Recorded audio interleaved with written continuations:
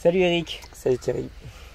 Je t'ai souvent entendu dire que les systèmes naturels étaient tous des systèmes régénératifs et que les systèmes humains étaient, pour la plupart, pour la majorité d'entre eux, en tout cas récemment, des systèmes dégénératifs.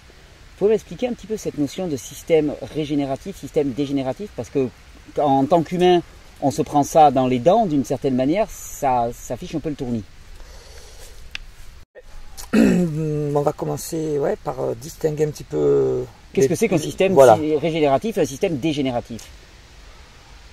On va prendre un exemple, on va prendre l'exemple, tu veux faire une clôture. C'est un exemple qui marche bien pour comprendre qui est assez simple. Une clôture, pour X raisons, ça peut être un enclos, ça peut être un exclos, bon, peu importe. On peut avoir l'idée de démarrer avec des poteaux en béton, des poteaux en bois, des fils galva, des planches, etc., etc. Bon, toutes ces choses-là sont dégénératives au sens où elles ne peuvent que tomber en poussière à terme, si on ne fait rien, se dégrader. Inversement, on peut imaginer qu'on va faire une haie vive qui va jouer notre rôle. Il va falloir la concevoir de manière à ce qu'elle réalise la fonction qu'on attend d'elle. Si c'est empêcher des choses de sortir ou des choses d'entrer, etc., bon, bien sûr, on va avoir donc un choix d'espèces adapté, même une conception adaptée. Bon, mais ça peut être fait en végétal. Et donc ça, c'est une structure régénérative. Alors, ce qu'on va faire, on va comparer un petit peu les deux. Voilà, pour savoir quels sont les critères. Voilà, selon certains critères. Alors, la première chose qu'on peut regarder, c'est ce qu'on appelle en permaculture l'input, c'est-à-dire l'investissement, l'énergie. En termes d'énergie. Voilà, l'énergie investie. L'énergie investie dans le process. Ça. Mais là, on regarde d'abord que l'input initial pour monter la structure en question. Oui. Dans ma structure dégénérative, je vais avoir, dans le meilleur des cas, du bois non traité, des poteaux, bon, ça reste relativement facile à couper, même à la scie, on va dire, mais assez souvent, ça va être bien pire, ça va être du bois traité, ça va être... donc beaucoup d'énergie pour le couper, pour le traiter, toxique, pour le transporter, parce que ça vient de loin. Voilà, et puis quand on achète ça à gamme vert, évidemment, il y a tout le pétrole en amont, enfin, etc., etc. Et puis, si on a des planches, les planches, c'est pas facile à faire, en fait. Oui, ça demande beaucoup d'énergie pour il y a de l'énergie incorporée importante dans une planche. Oui, on fait des planches depuis... Mais c'est pas facile. Si on les faisait à la main, par exemple... moi j'ai fait des planches à partir de troncs dans la forêt. On avait une bonne tronçonneuse et un bon matos professionnel, mais c'est pas facile. On coupe dans le sens des fils du bois, c'est pas facile. Sinon, ça va être quoi? Des fils galva, n'en parlons pas. C'est encore plus difficile à faire, technologique, etc., etc.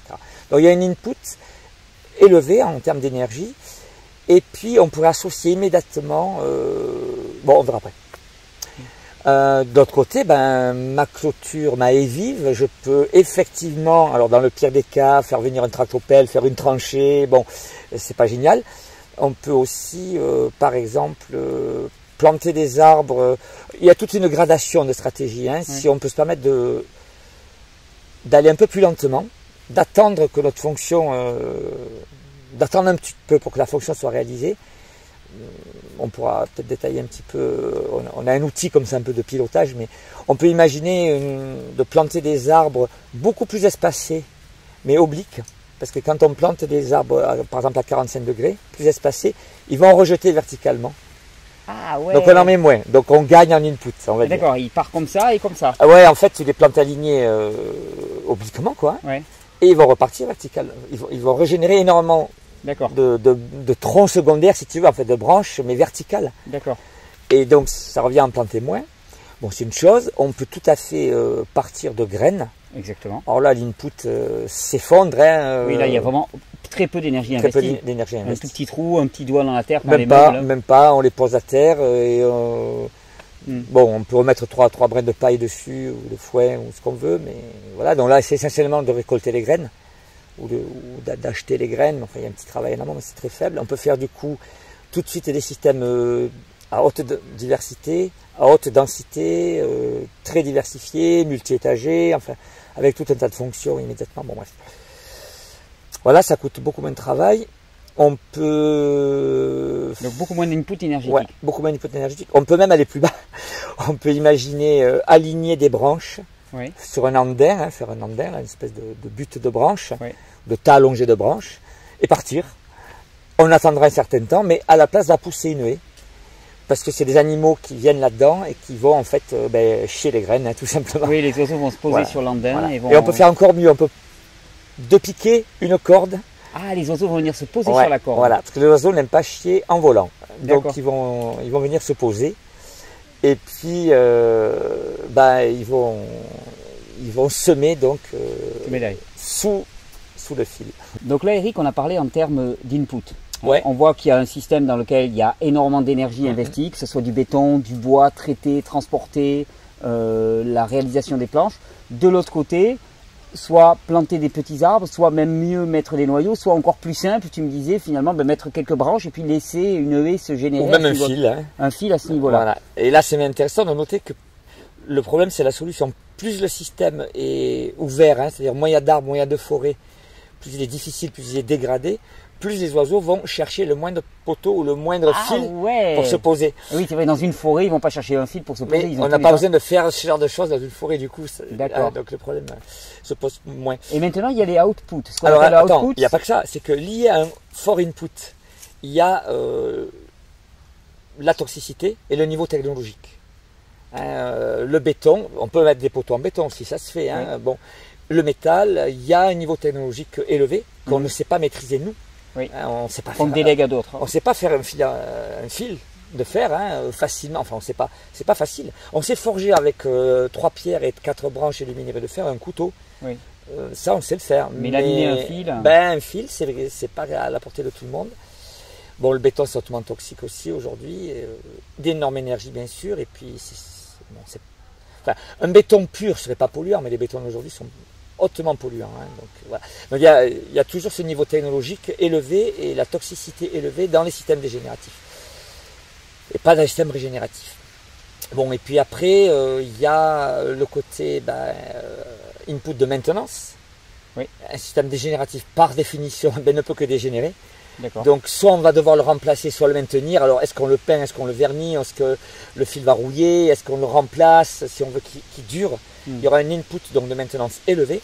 Alors que dans les systèmes dégénératifs, alors que les systèmes régénératifs bien conçus, n'ont pas d'input de maintenance, pas d'input du tout après la réalisation. Alors là on va peut-être un petit peu détailler aussi. On m'objecte souvent, oui, mais ta haie, il va falloir l'entretenir, la tailler. Et en fait, oui, mais en fait, non. Pourquoi non? Évidemment, si on reste dans nos systèmes actuels, qui sont des systèmes où on est en fait ravitaillé par nos esclaves, tout ce qu'on consomme est produit loin, à l'étranger, enfin loin en tout cas, avec des gens qui sont sous-payés, pas payés, bon, etc. Mais si on sort du système esclavagiste actuel, où on doit produire localement, en place, de manière soutenable, toutes nos ressources, eh bien la haie, on ne va pas l'entretenir. La haie, on va récolter de la matière dessus, parce qu'on en a un besoin crucial, vital dans le système. On va faire des coupes pour l'utiliser. On va récolter alors soit des feuilles comestibles, soit des feuilles fourragères, soit de la soit du petit bois, d'artisanat, des manches de lime par exemple, tout un tas de choses, de quoi vanner, tresser. Notre activité quotidienne fera qu'on aura besoin. On en aura besoin. Et ça sera une ressource dont on aura vraiment besoin. Et puis au pire, après c'est du bois de feu, des petits bois de feu, et puis après c'est de la fertilité, ça repart au sol.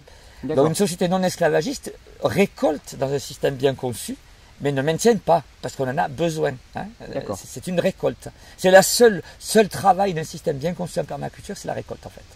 Quasiment. Alors, tu parles de récolte, mais moi ce que je vois aussi, c'est qu'entre un système dégénératif et un système régénératif, bon, tu parles de récolte du petit bois, il peut y avoir, j'imagine, des haies de fruits, par exemple des haies de fruitiers, sur lesquels finalement, là aussi, il va y avoir une production. La haie, non seulement va coûter moins cher à être mise en place, beaucoup moins d'énergie, mais surtout va produire de l'alimentation, va produire du fourrage, va produire tout ça. Tout à fait.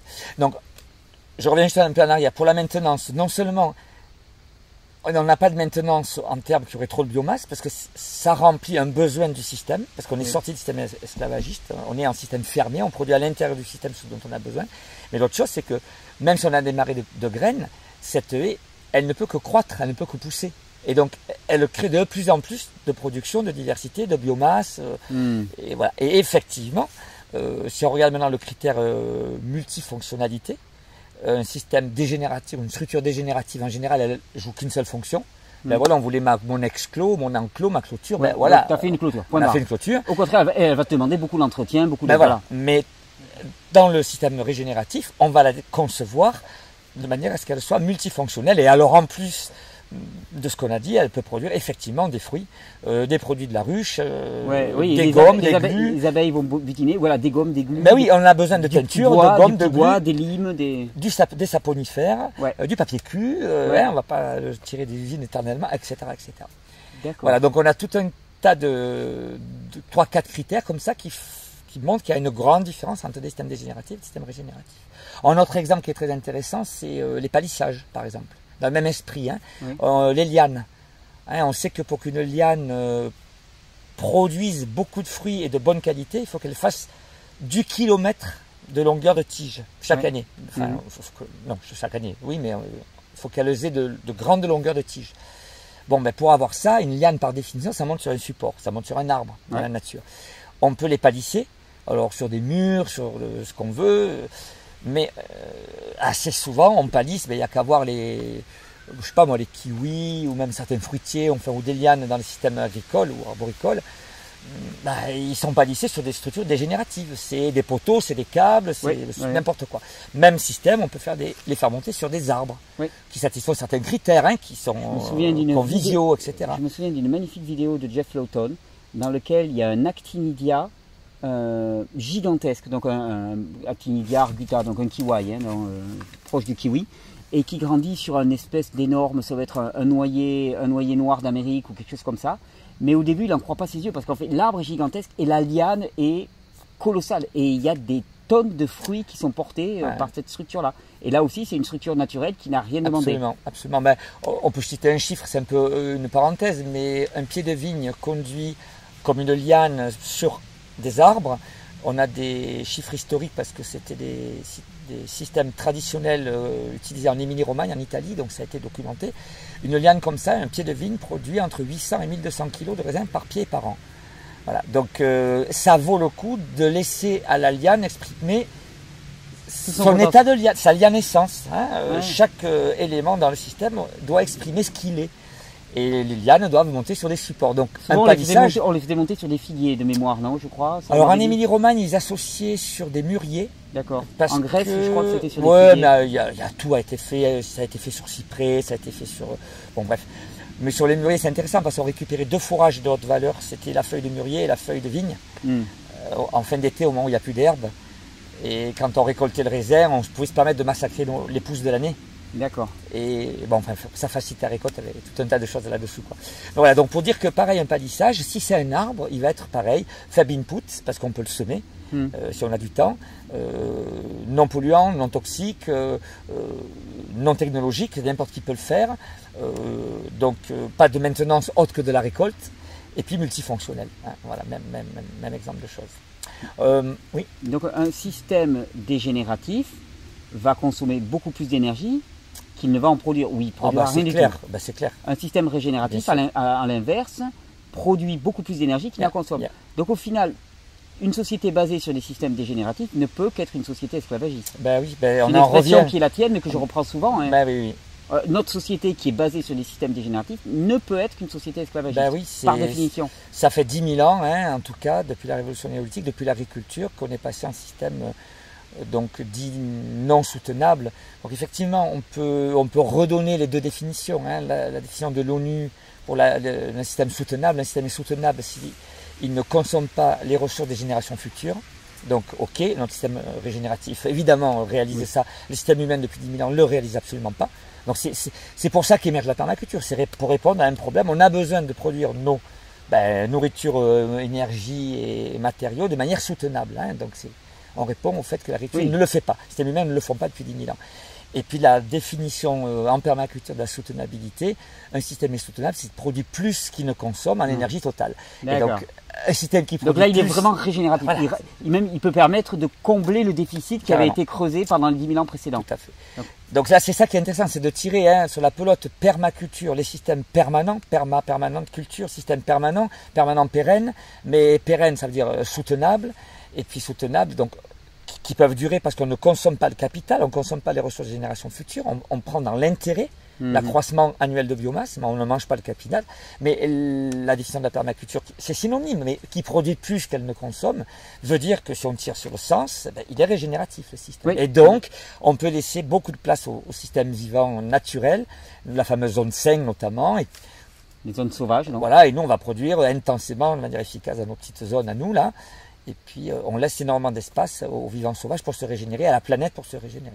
Mais en même temps qu'on produit de manière soutenable, on régénère les écosystèmes, on répare les erreurs, en fait, tout simplement. Alors dis-moi. Et juste une petite... une bonne stratégie aussi, c'est par rapport au temps. L'objection souvent, c'est de dire, oui, mais si je pars pour être vraiment à faible input initial, allez, je pars de graines, mais ça prend plus de temps.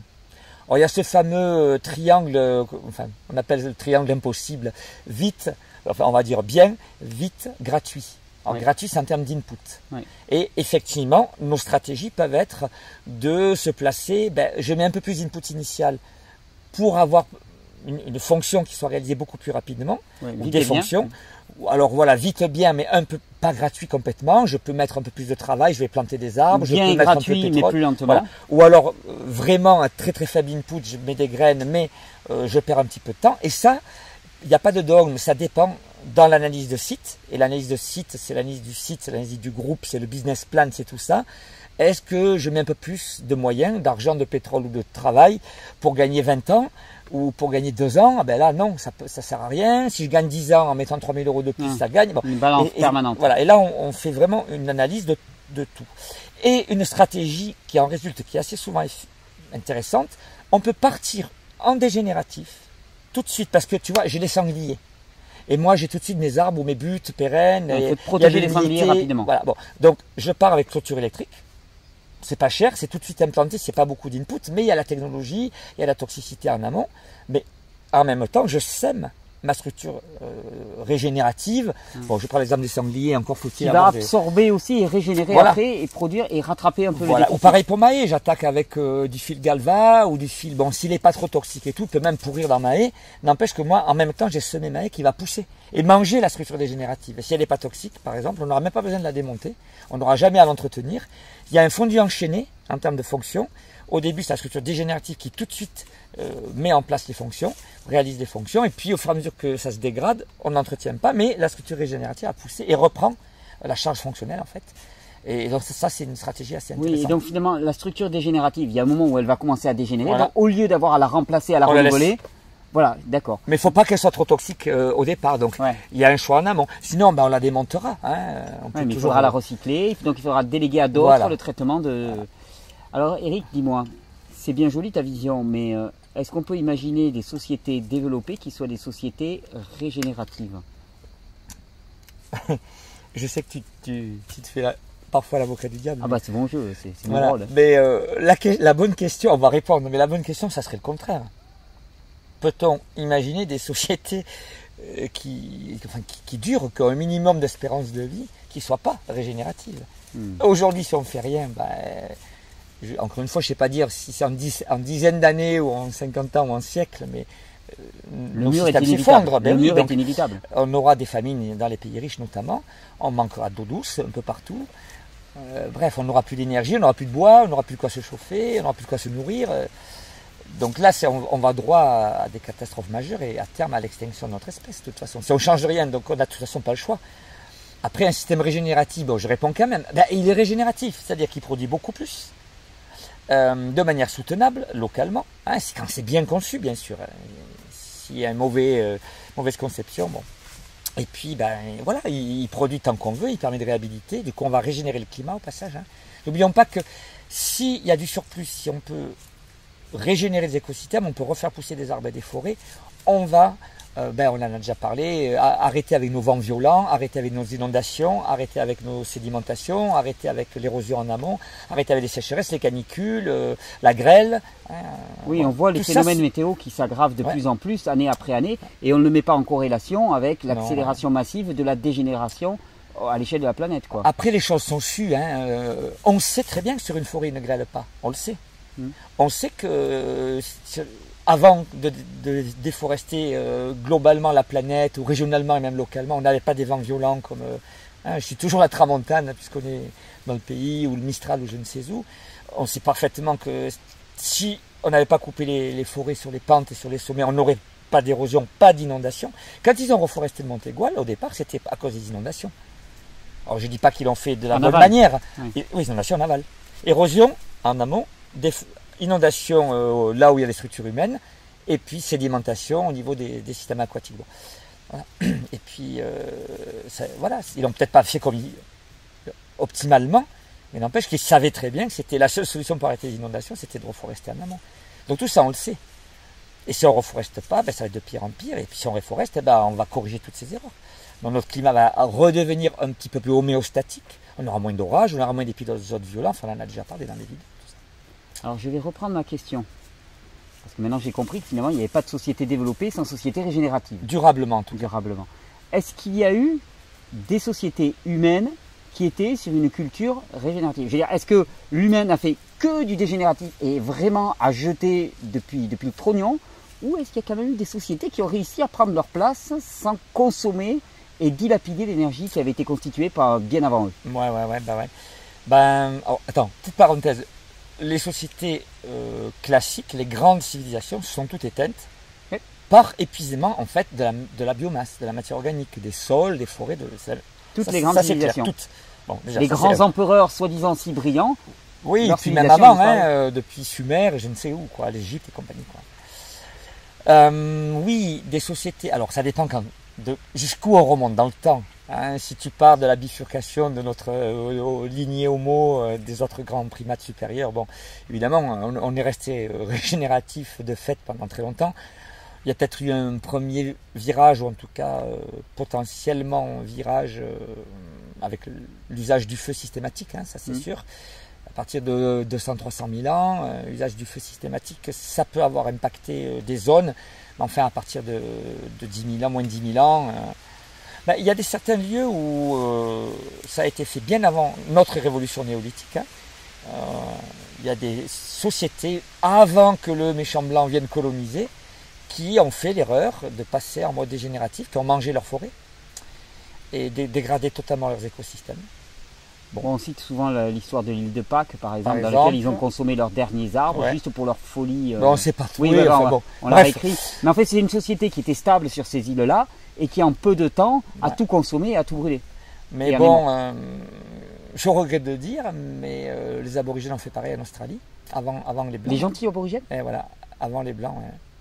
Ce qui n'empêche pas que les Blancs sont arrivés. Ils étaient encore pires. Un génocide, on les a parqués comme on a fait partout. Mais il y a à peu près 70 000 ans qu'ils ont, si je ne me trompe pas dans les chiffres, colonisé leur archipel en fait, l'Australie.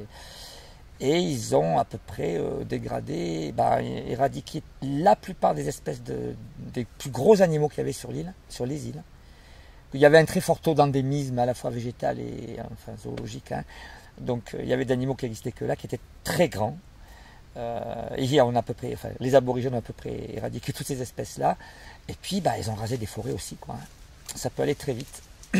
Alors là, tu étais censé me donner un exemple humain qui n'aurait pas été dégénératif. Bref, même les aborigènes. Bon, alors trouve-moi ça, quand même, s'il te plaît. Oui, non, mais c'est clair que des endroits qu'on a colonisés très tard, ou pas très tard d'ailleurs, où des peuples sont restés avec des systèmes forestiers solides qui n'ont pas dégradé, ça veut dire qu'ils n'ont pas touché. Je prends un exemple qui est le système multi-étagé traditionnel d'Indonésie. C'est le système multi-étagé où on voit une forêt. Alors si on va la regarder de près, on se rend compte que c'est une forêt qui est conçue, orientée, semi-cultivée, non cultivée par les hommes, les groupes humains, mais avec des étages, une productivité importante, un travail quasi nul. Bon, tout ça, ça a été étudié. Bon, on a des chiffres de calories par an, mètre carré par an, etc., etc. Bon, ça c'est des systèmes absolument régénératifs, avec très peu d'input, une haute productivité, c'est très bien. Bon, Papouasie-Nouvelle-Guinée, ils n'ont pas fait d'agriculture, si je ne me trompe pas, avant qu'on les colonise. Il y a des tas d'endroits, en Asie, encore en Amazonie, il y a des tas d'endroits où il n'y a pas eu d'agriculture. En Afrique aussi. L'agriculture est un système dégénératif? Par essence, par définition. Eh oui, oui. Aïe. Oui. Aïe. Ah ben oui, hein. Écoute, je reprends la fameuse citation de Pas bon, Chateaubriand. La FNSEA va pas voter pour Non, toi. non, non, la FNSEA, on ne nous élira pas. Hein. Non. Chateaubriand, cette fameuse citation que Bourguignon donne dans son bouquin, hein, la forêt précède les hommes, le désert les suit. Ben oui, il a bien vu quoi. Donc, que fait l'agriculture? Elle récupère la forêt avec la fertilité, puisque elle l'épuise. Ce sont les arbres qui fabriquent les sols. Hein, on ne va pas insister, mais techniquement, on sait comment ça marche. Bon, on coupe la forêt, on utilise la fertilité, on produit 2-3 ans, et puis quand c'est à nouveau plus cultivable, on va faire ça ailleurs. Sauf qu'à l'époque, il y avait de la place. Aujourd'hui, ben non, on a fait des déserts à peu près partout. On se retrouve avec des millions de kilomètres carrés de terre. Il y a 40, peut-être 50 millions de kilomètres carrés de terre agricole, anciennement cultivée, qui n'est plus cultivable aujourd'hui. On ne sait plus les cultiver. Éroder, saliniser, on ne sait plus le faire en agriculture. On sait le faire en permaculture, mais on ne sait pas le faire en agriculture. Dans l'agriculture, mange littéralement la planète. Mais c'est même visible. Tu as des endroits. Là, on était il n'y a pas tellement longtemps, on était un peu dans la région de Marmande, enfin entre Marmande et la Genée, là. Le maïs. Notamment. Le maïs et le tabac. Impressionnant, des champs, des collines entières. Alors parfois il reste un petit peu de forêt en haut, parfois pas, et des collines entières où les champs ont bouffé toute la forêt. Il reste 3 fois rien. Bon voilà, ben non, ça c'est absolument pas soutenable. Donc de toute façon, je le dis tout le temps, l'agriculture ça marche pas, donc il faut arrêter, puis c'est tout. Et faisons quelque chose qui marche. Et puis, c'est une bonne nouvelle. Donc pas d'agriculture. Faut pas s'accrocher. Pas d'agriculture raisonnée, pas d'agriculture alternative. On ne réforme pas l'agriculture, on balance. Ben oui, pas de culture d'un aguerre, c'est-à-dire d'un champ. Ça marche pas. Donc on arrête. Cultivons des systèmes multi-étagés, diversifiés, densifiés, hyper productifs et pérennes. Et on récolte une partie de l'intérêt de l'accroissement de la biomasse. Puis voilà. Et ça marche très bien. Et selon toi, le virage est possible? C'est possible actuellement dans notre société, le virage est possible. Bien sûr, bien sûr. Bah oui, de toute façon, encore une fois, la permaculture existe depuis les années 70 quand même, à l'étranger en tout cas.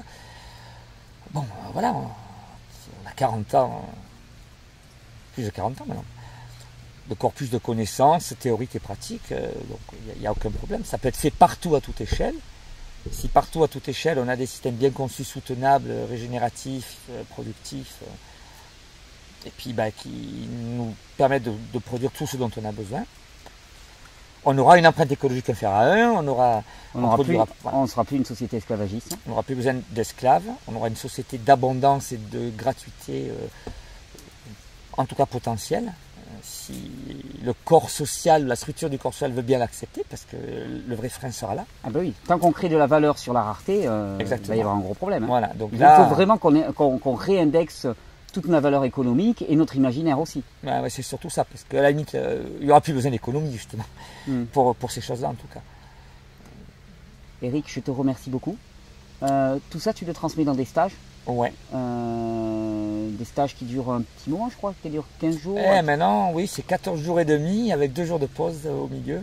Et des stages qui balayent la théorie de la permaculture et qui ont aussi des aspects assez pratiques mis en place. Tu déconstruis puis tu reconstruis? Ouais, voilà, on a même un petit module préliminaire qui est une façon de s'introduire aux plantes ou de rentrer dans les plantes. On a besoin de connaître les plantes, leurs usages, comment les déterminer. Donc c'est une petite clé d'entrée pour les gens qui sont un peu rebutés par la botanique ou les plantes.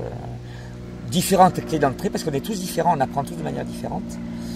Après il y a effectivement un module où on présente la permaculture avec les enjeux qu'on a un petit peu discuté déjà dans nos vidéos là. Et puis après on a un module plus long qui s'appelle système de culture régénératif. Où là, c'est la proposition pour faire autrement. Voilà, là on va détailler. Alors effectivement, il y a énormément de déconstruction. En fait, le vrai frein il est là-dedans. Il est ce qu'on sait ou qu'on croit savoir, ou notre imaginaire, etc., ce qu'on a appris. La quantité de choses qu'on construit, elle est en fait relativement faible, donc c'est pas compliqué. Par contre, ça fait un gros ménage, quoi. Et là, il y a une dizaine de clés, 10, 11 clés indispensable pour que ça fonctionne vraiment bien. Et sortir, tu sais, sortir de où on est dans le système classique, mais donc c'est pas éthique, c'est polluant, c'est toxique, c'est technologique, ça coûte de l'énergie, ou alors on est fleur bleue, on plane, écolo, soi-disant, baba cool, machin, je sais pas quoi, et ça marche pas. Ça marche pas parce qu'on est incompétent. Non, là on donne des clés pour des alternatives qui seront enfin efficaces, ça va enfin être vraiment productif, régénératif, éthique au passage, mais avec des choses qui fonctionnent. Une véritable compétence, c'est pas difficile, mais si on n'a pas ces clés-là, ça marche pas. Donc il faut, à un moment donné, il faut faire le choix aussi d'être bon ou pas, quoi. Et non, il faut arriver à se nourrir, à répondre aux besoins. Voilà. Donc ces formations servent à ça. Il y a un petit module à la fin sur le potager sur but pérenne amélioré. Là, bon. Technique de survie aussi. Alors après, il y a des petites journées complémentaires. Là, c'est pas moi qui les fais. D'accord. Mais on va piocher dans des choses qui sont importantes, complémentaires mais importantes, voir ce qu'on peut apprendre de la question des questions de survie, parce que si on sait se débrouiller en situation de survie, a fortiori on sait se débrouiller quand tout va bien. Et avoir les quelques connaissances et les quelques éléments qui font une grande différence quand il n'y a plus rien qui fonctionne, ça peut être crucial. Donc on apprend énormément de choses. Il y a un petit module sur l'habitat et les structures bioclimatiques et l'efficacité énergétique dans les structures d'habitat. Ouais. Il y a un petit module sur la spiruline véritablement naturelle, ce qui n'existe pas. Hein. Il faut savoir qu'il n'y a pas de... Il n'y a qu'un en France qui fait ça. Ben, pour moi, il n'y a qu'un en France, voire en Europe, voire au monde, j'en sais rien qui fait ça. Et tu l'as. Et voilà, donc il vient. Hein. Il n'y a pas de, notamment, il n'y a pas de label AB sur la spiruline, ça n'existe pas. La spiruline qu'on vend dans les magasins bio n'est pas bio, il faut le savoir. Donc là, il y a quelque chose d'important parce que la spiruline et l'algoculture intégrées avec la serre, le bâtiment et l'efficacité énergétique, ça donne quelque chose de très très intéressant. Et parce que l'eau, c'est de l'énergie thermique. Hein. Ouais. Alors, on va empiler les fonctions justement. Hein. On ne va pas se contenter de produire de la spiruline. Et puis il y a un petit module, oui, alors sur Jade Allègre, exceptionnel aussi. Qui vient pour animer une journée. Qui vient animer une journée sur l'argile et boire, se nourrir, se soigner en conditions de survie. Oui. Tandis que le module qui est fait par Philippe Caillot, lui, sur les sensibilisations aux questions de survie, donne les fondamentaux en fait. Donc ça se suit, ça se complète très bien. Voilà, on va essayer d'avoir un petit module sur d'autres choses aussi. On va voir encore. Permaculture sans frontières, je vais mettre le lien en bas de la vidéo. Ouais. J'invite tout le monde, c'est un coup de pub délibéré pour quelque chose qui pour moi peut changer une vie vraiment, quoi, cette formation avec toi Eric, qui déconstruit et qui reconstruit de façon assez magnifique. Et simple à reconstruire, c'est surtout ça qui est important. Au final, c'est que des bonnes nouvelles. On n'a plus besoin de désherber, on n'a plus besoin de mauvaises herbes, on n'a plus besoin de traiter, enfin tu vois, c'est que des bonnes nouvelles. Voilà. La prochaine, c'est novembre. En Catalogne. En Catalogne. Et puis voilà, permaculture sans frontières. Merci Eric, merci beaucoup. Merci à toi.